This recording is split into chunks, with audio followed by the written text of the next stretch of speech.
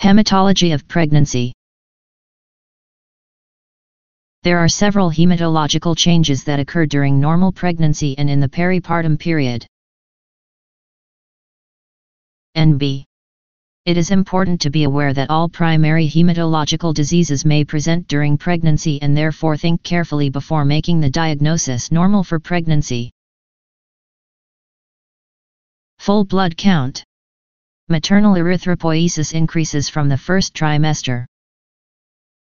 However, rather than resulting in a rise in the hemoglobin, HB, concentration, the normal range for HB during pregnancy is lower than in the non-pregnant state, with anemia defined as a HB of less than 10 g/dl.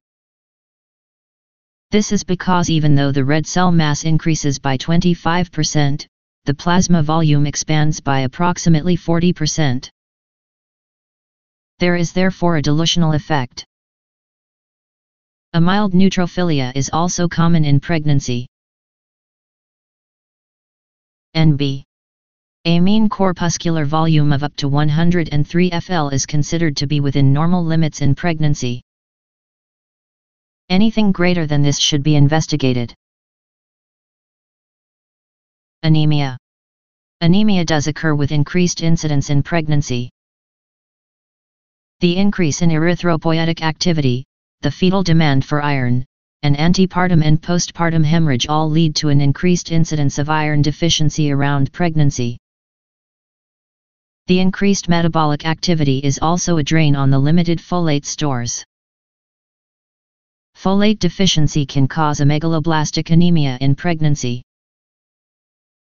It has also been shown that maternal folate deficiency in the first trimester is associated with an increased incidence of neural tube defects in the fetus.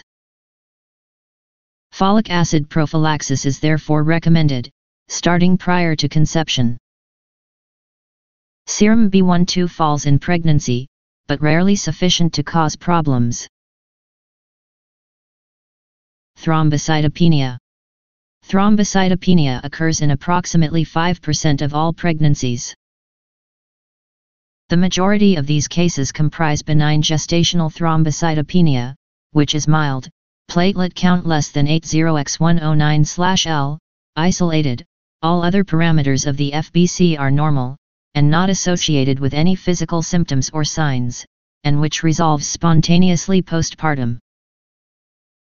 The mother and the obstetricians should be reassured that this presents minimal risk of significant bleeding to the mother or the child. Mild cases of idiopathic thrombocytopenic purpura, IDP, can occur. A bone marrow assessment should only be performed if there is suspicion of leukemia and the platelet count is less than 20x109/L. Similarly, features suggestive of intercurrent disease, e.g. systemic lupus erythematosus, should be investigated. If the bone marrow is morphologically within normal limits, this suggests that the thrombocytopenia is a result of increased peripheral destruction and shortened platelet survival, the causes of which include 1. IDP, 2. drugs, e.g. heparin, methyldopa, and penicillins, 3. eclampsia, 4. hemolysis, elevated liver enzymes and low platelets, HELLP, syndrome, 5. disseminated intravascular coagulation, DIC, 6. hemolytic uremic syndrome or thrombotic thrombocytopenic purpura, 7. antiphospholipid antibody syndrome, APAS. If the platelet count falls below 20x109/L at any time during the pregnancy, or if the thrombocytopenia is leading to clinically significant bleeding, the mother should be started on prednisolone, 1 mg/kg orally. This usually brings about a rise in the platelet count within 14 days. If this fails, then intravenous immunoglobulin 1 g/kg should be given on 2 successive days. This usually works within 5 days.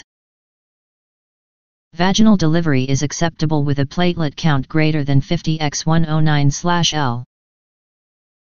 Epidural anesthesia should not be used in women with a platelet count of less than 80x109/L. Eclampsia is a syndrome of proteinuria, edema, hypertension, epigastric pain, brisk reflexes, renal impairment and fitting in pregnancy. Thrombocytopenia and DIC may occur. Urgent senior obstetric review is needed to consider immediate elective delivery of the child. Supportive management is aimed at controlling the fits and BP. HELLP syndrome is an uncommon but serious complication of eclampsia. Treatment is as for eclampsia. There is significant maternal and fetal mortality. Even severe IDP rarely causes a significant bleeding problem in the child. Clotting abnormalities. There is about a 10-fold increase in the risk of venous thromboembolic disease during pregnancy, which lasts well into the puerperium. This is because the gravid uterus places direct pressure on the pelvic veins, particularly the left, and leads to venous stasis in the legs.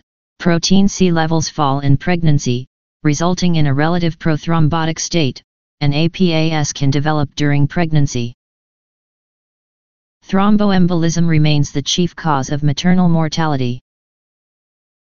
More than half of pregnant women with venous thromboembolism will have factor V Leiden mutation. Anticoagulation should be with low molecular weight heparin to term, then warfarin for 12 weeks postpartum. Warfarin does not enter breast milk. Further pregnancies require anticoagulation to prevent a recurrence in all patients, whether thrombophilia tests are positive or negative. The presence of inherited thrombophilia increases the risk of abruption, stillbirth, and eclampsia. Management of DIC in pregnancy is aimed at treating the obstetric cause, together with hematological management. The causes of pregnancy-induced DIC include preeclampsia and eclampsia, HELLP syndrome, placental abruption, septic abortion, retained products of conception, amniotic fluid embolus.